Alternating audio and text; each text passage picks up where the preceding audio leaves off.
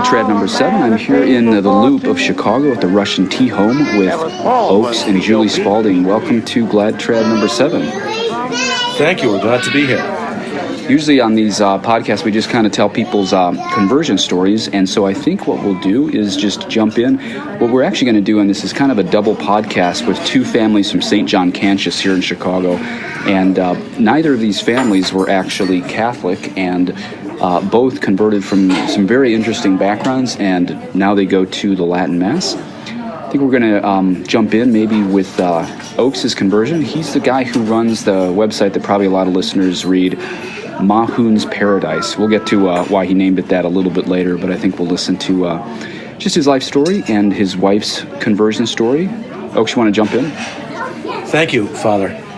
So I would say, I'm 55 now, and I married Julie and converted to Catholicism 10 years ago.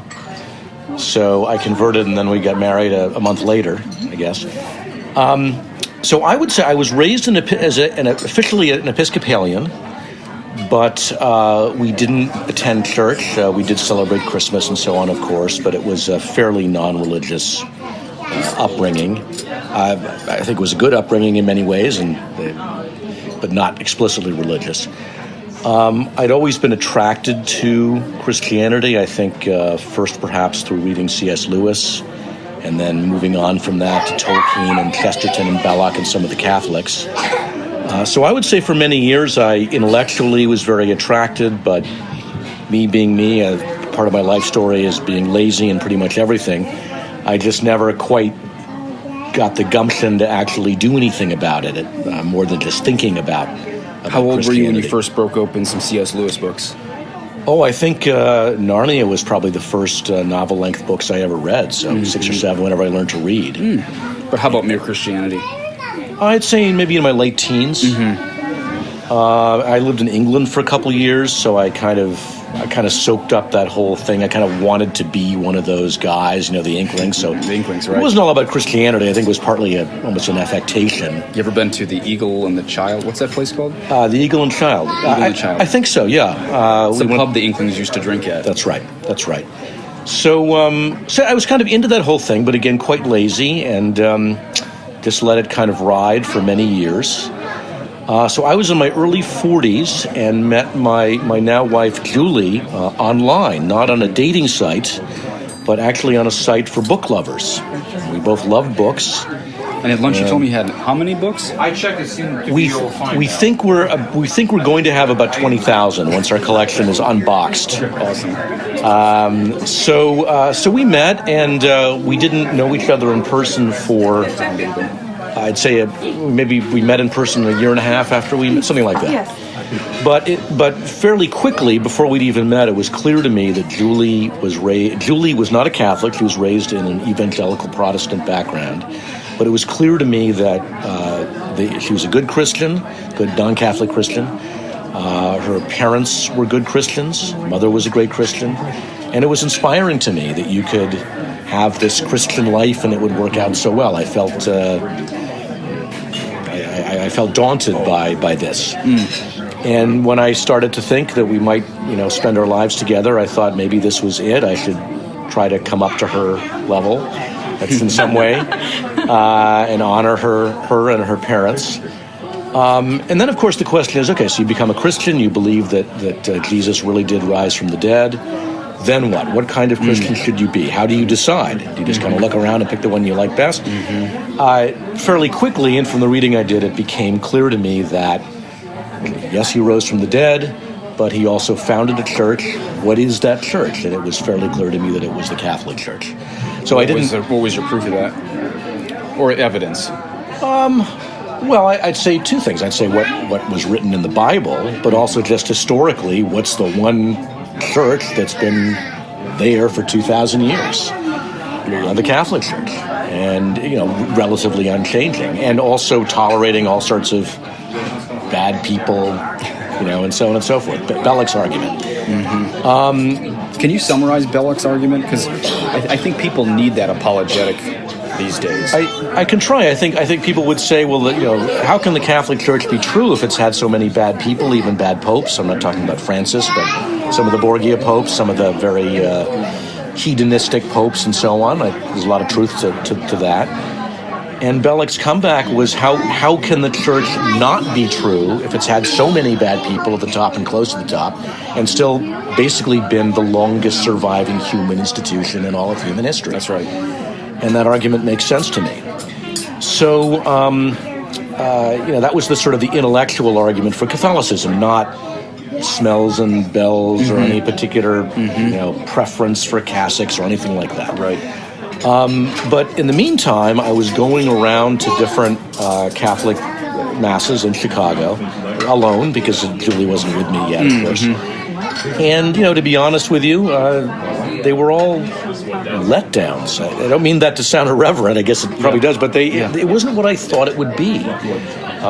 Something out of a movie or something you might have seen, in the 40s or something. It wasn't like that. It was... They were uninspiring. Were you expecting to see like what you saw in the movies in the 40s? I don't know whether I was expecting it, but I wanted it. Robert De Niro in True Confession. True Confession. I just saw that. I wouldn't suggest listeners see it, but at least he turns out to be a good priest in the end. Oh yeah, we can talk about that later. I'm not sure, but yeah. So I'm a realist. I know that you don't have to totally be as handsome as Robert De Niro to be a good priest. But still, it was very different. It seemed like most of the priests they wanted to be liked. They, it wasn't clear to me that any real worship was going on. It was more of just people kind of getting together. And so in any case, so it wasn't inspiring. I thought I probably would become a Catholic, but it's almost as if I wasn't looking forward to it. I thought I'd be having these sort of really boring Sundays every week. Right. And then you found St. John Cantius. Which neighborhood in Chicago is that in? St. John Cantius is... River North? Well, River North is one way of putting it. West Loop. Noble Square, I think, is the official name for it. I think that's near Second City, where all the Saturday Night Live people got their start, right? A little bit. I think down the street a bit. I think one of the reasons that the neighborhood is ambiguous is because the neighborhood was basically destroyed 40 years ago, and they put the highway in. Right. And that's why the church deteriorated until it was saved by Father Phillips. And that's covered. Maybe I'll make a link in this podcast to it. That's covered in the movie that you mentioned at lunch. What was the name of that movie again? Restoring the Sacred. Great. It's a great 30-minute movie that I'll link here, and it tells the story about how St. John Cantius was kind of this rundown parish in Chicago. And in fact, in the rafters, there was something like, 2 or 3 tons of bird poop? Yes. And then Father Phillips converted the parish both physically and spiritually, essentially, kind of at the same time, to turn it into a place that has very reverent Novus Ordos and the traditional Latin Mass. And you were telling me at lunch they have something like 10 priests there now? Yes, so it's extraordinary. So it has an order, the Canons Regular of St. John Cantius. It's not yet, I'm not sure what the term is, but it's not yet an official order. It's still under the diocese. Probably a public association of the faithful or private association of the faithful. Right. So it works as an order, but they're under the diocese, and theoretically it could be dissolved at any time by the bishop or the cardinal. But in any case...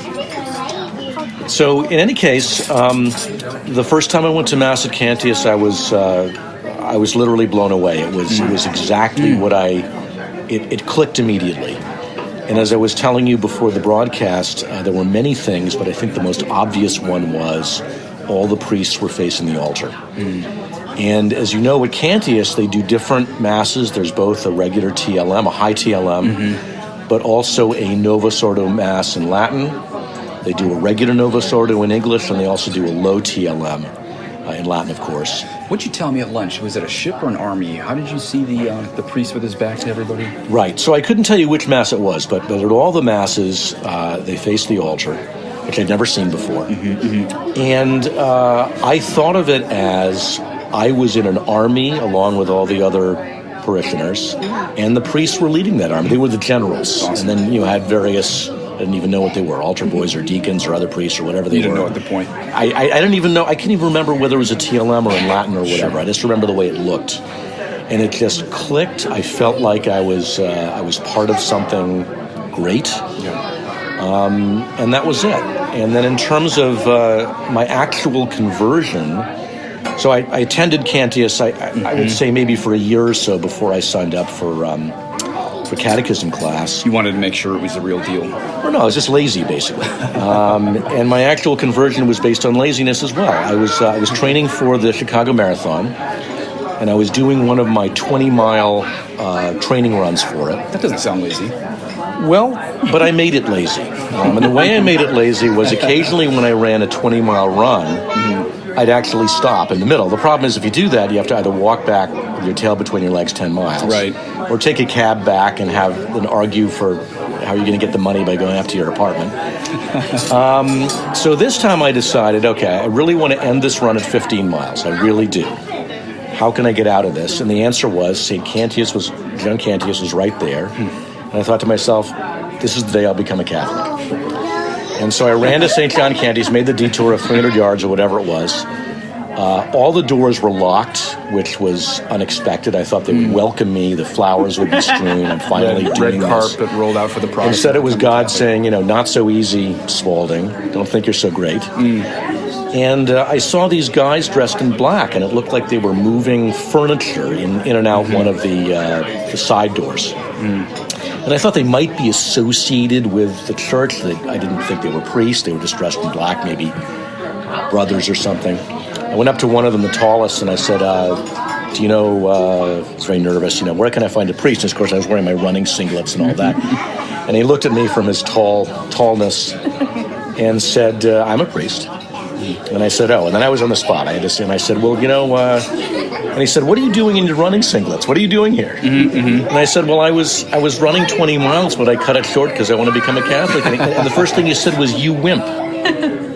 You wimp. Why do you say that? Because I hadn't finished my run. Oh. You see. And I thought to myself, this is it. That's exactly what I want. That's what you need to do. A priest who will tell me the truth. And so I said, I want to become a Catholic, and I put my name in this little box. It was like this little funny little box with 100 doors. Wrote my name down on a piece of paper, stuck it in one of the doors. Didn't look good to me. Sure enough, 2 months later, I did not get the call. I had to call them back, but I signed up, and I was a Catholic within a year. And you went to RCA. One of the priests taught it, right? Yes. This is something I'm always harping on, is that's something that's often handed off to the laity, and probably people who listen to my podcast or blogs are tired of me mentioning the three-mooner of the priesthood: teach, sanctify, and govern. And so I was happy at lunch here at the Russian tea house. Is it tea home or tea house? Tea time. Tea time, Russian tea time in the Loop. That it was actually a priest. It was a priest who actually taught you RCA, and especially since it was an Orthodox, a faithful priest, I think that's going to increase the numbers of who sticks with the faith, because you keep hearing these numbers on RCA. Something like 80% of the people leave after RCIA, and not that we have 1,000 batting average as priests, but I would imagine it's probably higher, especially if it's a good priest like the priest that taught you the faith.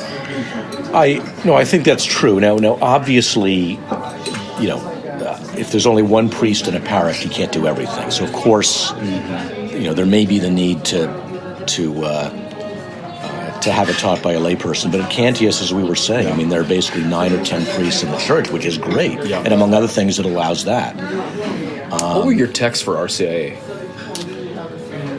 The catechism at the time. And I think that was it. The catechism, and then like a book that kind of summed up the catechism, I think. Compendium. Yeah.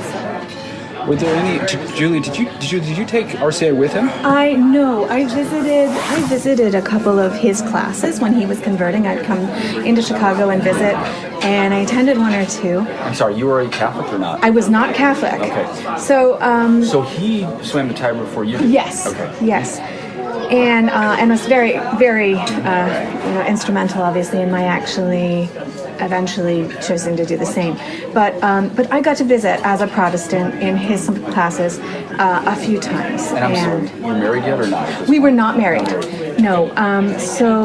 But we were. She would visit from Houston. Yeah. So I'd visit periodically, and we were getting closer to. It looked serious. Yeah. But I remember being, on the one hand, as a Protestant, a little threatened by some of the things that I was hearing, but on the other hand, I was also really impressed with the priest, Father Bart, who was teaching the class, and things, how firm, solid, authoritative, but also kind of loving he was. And I remember probably one of the key things in my own conversion was being at Oakes's class and hearing him talk about confession. And this very stern, sometimes priest, saying how much he loved hearing confessions because he loved being able not only to be a conduit of that grace, but to assure the faithful that they were truly forgiven. And to know that he could give them that gift and that they could leave in peace, with confidence, which is a thing that as a Protestant you do not have. It doesn't matter how many times people tell you, I just confess my sins to God and I know he forgives me.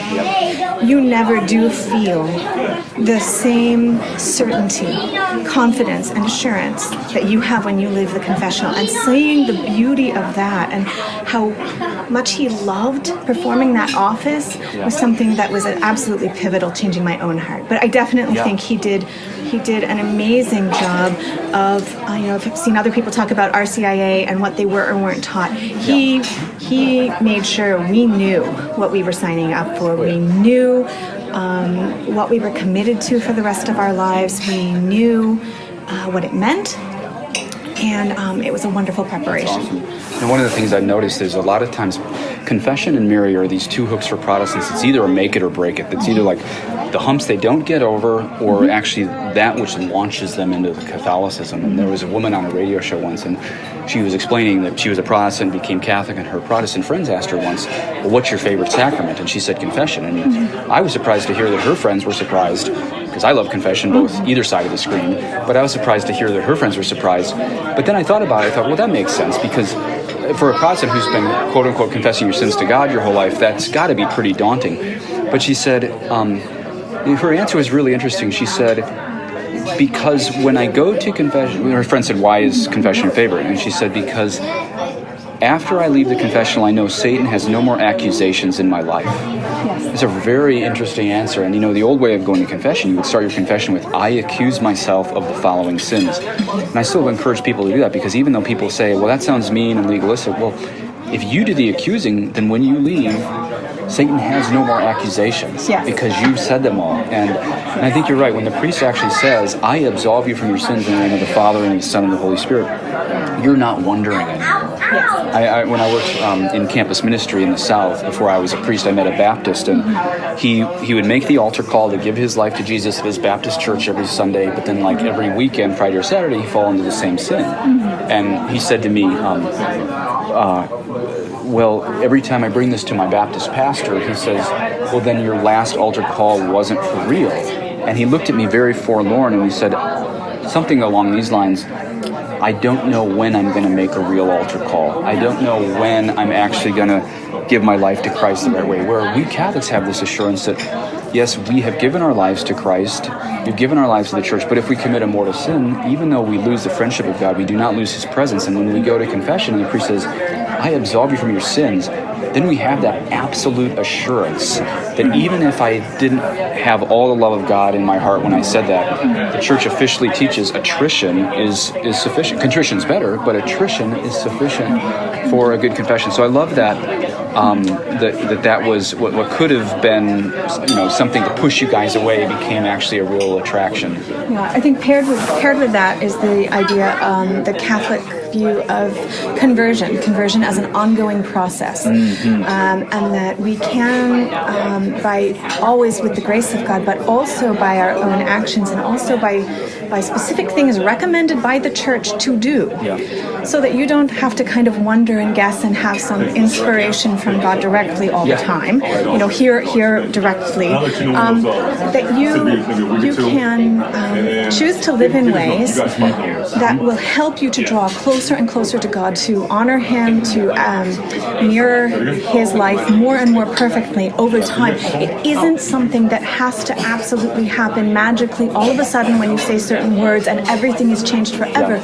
You can still be confident of the love of God and of belonging to God, even when you're stumbling and falling, as long as you continue to accept and seek his grace and continue to try to move forward in holiness. That's right. And, the church calls these the purgative stage of prayer, the illuminative stage of prayer, and the unitive stage of prayer. And speaking of Protestants, I stopped by the Denver Seminary, not where I went, St. John Vianney in Denver, but I went to Denver Seminary in South Santa Fe once, and this is kind of like the heartbeat of evangelical seminaries around the globe. And their library is huge, and they have all these family housing, because those are a lot of guys who are already married. And it's kind of like where you want to go if you're an evangelical to quote unquote seminary. So I stopped by their library once, and I did a search on their Dewey Decimal System for church fathers, and there was something like 2,000 books in this Protestant seminary for church fathers. And then I did a Dewey Decimal search on their computer for St. John of the Cross and St. Teresa of Avila, and there was something like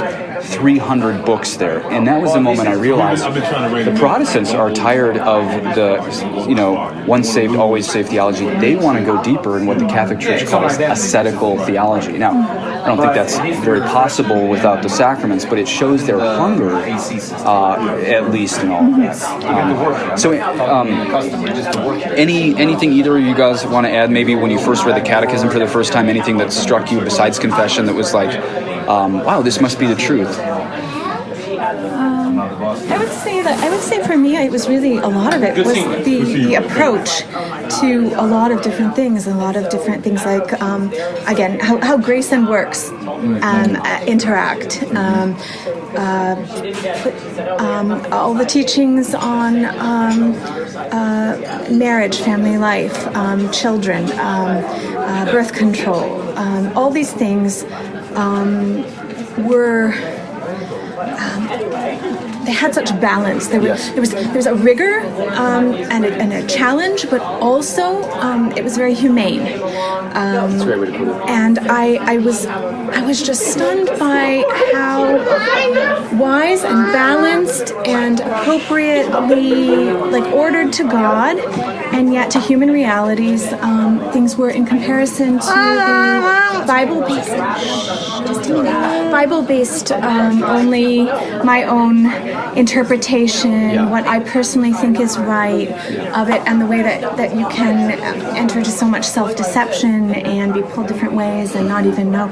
I just felt like in a lot of areas it uncovered for me where I had felt dissatisfaction with the arguments I'd heard, with the interpretations that I'd lived with, the things that had niggled at me where I was uncomfortable.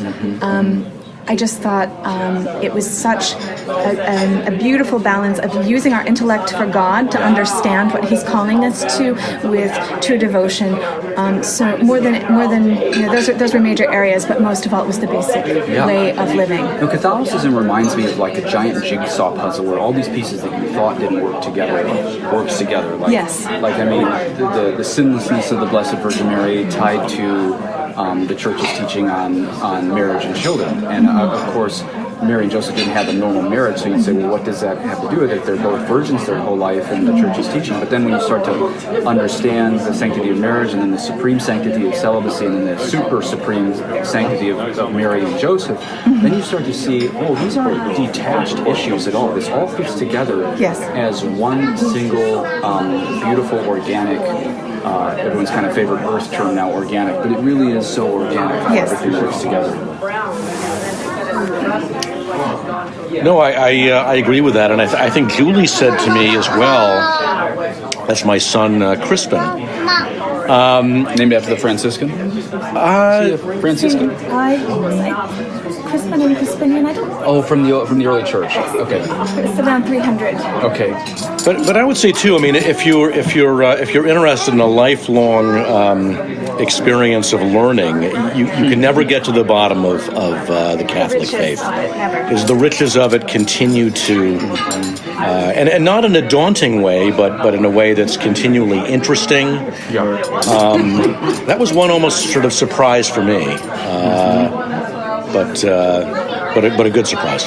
So, Oaks, I got a question for you. I follow you on Twitter and I read your blog. Again, his blog is Mahoun's Paradise. And I don't think there's very many blogs. I basically agree with everything that he writes. But if someone were to say to me, what's Mahoun's Paradise's meta-narrative, I would have no idea what to answer. What's your main shtick? Well, I think my main shtick has changed a bit. I founded the blog a couple days after the the Charlie Hebdo attacks in Paris. And so as Remind as our everyone listeners what that is. remembers, Charlie Hebdo was a satirical French newspaper, pretty much all staffed by skeptical, satirical, smirky atheists. That's not a criticism. Around 2010? I believe so. Okay. And they were very critical of Islam and of Muhammad. They were equal opportunity critics. They were also very critical of Christianity and everything else, but they didn't care. They just were skeptics. And they were threatened that if they didn't stop criticizing Muhammad, something bad would happen. Previous to the attack we all know about, they were bombed, but no one was hurt. That was a warning. And they kept going. And then two terrorists walked into their office and shot everybody, shot every single person in the office. And to me, it was like 9/11, right? I mean, they're saying, don't do this, they do it.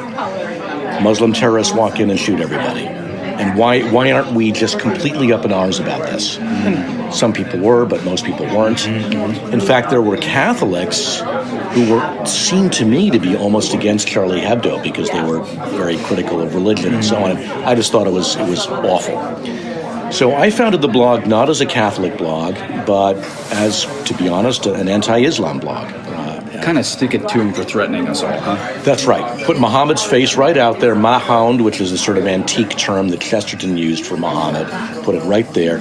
Mahound's paradise is from the Chesterton poem Lepanto, where he envisions Mahound in his paradise, sort of supervising the losing side in the battle. But so it was intended to be mostly about Islam. I thought I might be talking about a few Catholic things. But that was right at the beginning of Pope Francis's tenure, and fairly quickly I started writing more and more about the Church and Pope Francis, until at this point, while I still write about Islam, and I'd like to do more, it's developed more into a blog about the crises in the Catholic Church. Unfortunately, I wish it hadn't. It's funny that many converts get into this just wanting to evangelize and do one thing, and then the crisis kind of spins us into something else. I was talking about that in my own life, that I was quite happy just here in many, many hours of confession 5 years ago. I had no blog, no Twitter, no Facebook, no podcasts or anything, and but sometimes we're just forced into saying, you know what, we need reform within the church before we can reform without the church. And I see that in a lot about what I see on your website and in Twitter.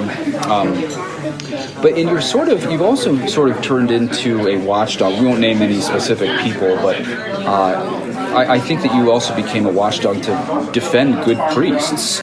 Well, thank you. And of course, that's the reality of it. We all know about the bad priests, and we need to know more about the good priests. And there are so many of them, and unfortunately, some of them have been going through trials, as we all know. That's right. So thanks for covering that.